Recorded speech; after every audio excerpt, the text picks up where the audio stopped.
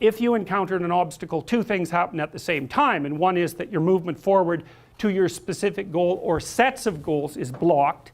But the second thing that happens is you're faced with a mystery, and the mystery is this thing wasn't supposed to exist, but it does exist.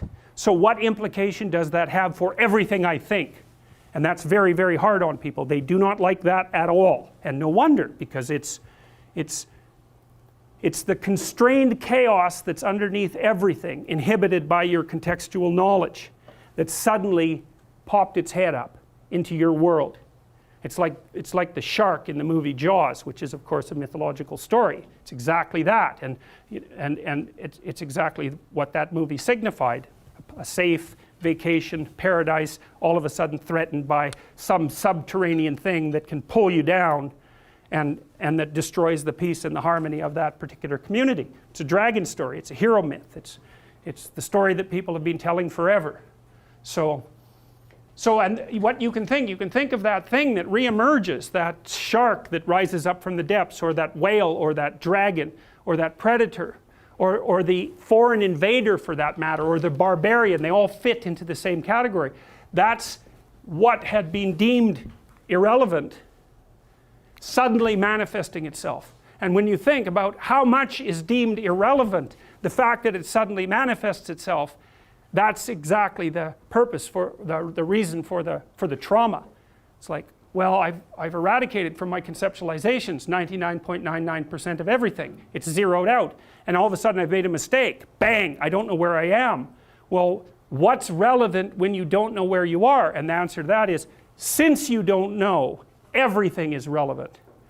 And you can imagine the sort of terror that people who experience paranoid schizophrenia are living in perennially, because what happens to them is precisely that. They undergo neurophysiological transformations that makes everything that they once depended on disappear, and everything comes back as relevant. And that puts them in the early stages of schizophrenia. That's extraordinarily stressful neurophysiologically. So they're overwhelmed with cortisol, and their brains deteriorate as a consequence of that. It's just too much. So, and unsurprisingly, right, because you can hardly deal with anything, let alone with everything. Now, and often what you see, and it's rarely conceptualized this way in the training of clinical therapists, but often what you see when you are dealing with people who are in crisis isn't people who have a mental illness. In fact, in my experience, that's actually quite rare. What's far more common is that the person that you're talking to has become overwhelmed by catastrophe. So their life has fallen apart in some way that makes what they're doing actually impossible. You know, so maybe someone very close to them in their family that they were depending on has developed a very serious illness, and that's thrown their entire financial state into utter chaos. Or maybe they've developed a condition that makes it impossible for them to work. Or, you know, you can imagine the potential range of catastrophes. And they're coming to see you because they're anxious and depressed, but the reason they're anxious and depressed is because everything they have ignored has popped its head back up and is hell-bent on their destruction. And often you see people who are being attacked by 5 or 6 of these monsters at the same time. And it isn't their mental illness that stops them from being able to deal with it, although that, you know, whatever weaknesses you have are going to interfere. It's the fact that what they're facing is no damn joke, and if you were facing it, you'd feel exactly the same way. So then you're trying to come up with practical solutions to these tremendously complex problems. And that's well, it's extraordinarily difficult, generally speaking. People often don't come to a therapist until they've exhausted their entire range of resources. They cannot figure out what to do. And so, you know, in a situation like that, you can administer antidepressants, and maybe that'll help the person increase their stress resistance. But and it may be that because they're depressed and have been brought down, that they are in fact exaggerating the danger of some of the smaller monsters that are after them.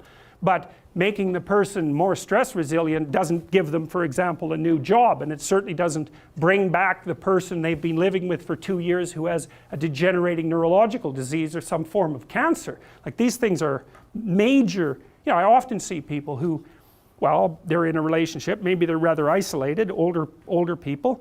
One of the partners is dying and their entire financial situation has become catastrophic. It's like, That's not a mental illness, man. I mean, they may have got into that situation because of one inadequacy or another, but you don't even want to push that too far, because that sort of thing can happen to anyone, and will in fact happen to most people in one form or another, at least at some point in their lives. So you want to be damn prepared for that.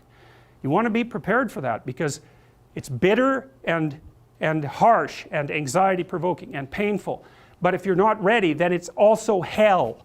And often you can stop things from becoming hell, even though you can't stop them from being bitter and painful and anxiety provoking and all of that. You can at least delimit the catastrophe enough so that it doesn't permanently bring you and the people around you down. And that's not so bad, right? That's a hell, or at least it's a lot better than the alternative. So this is the problem, you know. Things object, things are obstacles. Well, how big is the obstacle? It's the same question as how big is the predator that's lurking outside the door of our cave. It's exactly the same problem, except conceptualized abstractly, and I would say exactly the same systems that your distant ancestors used to conceptualize the lurking predator are the systems that are activated now when you encounter the re-emergence of all the monsters that you've ignored. It's the same neurological platform. You think, well, how could it be otherwise? Because evolution is a conservative process. Everything about you is built on ancient foundations, right? Very little new, and certainly very little radically new, comes into existence. It's mostly tinkering with structures that have been around forever, like your body plan, for example. That's unbelievably old. I mean, you share that with lizards, roughly speaking. So it's incredibly ancient.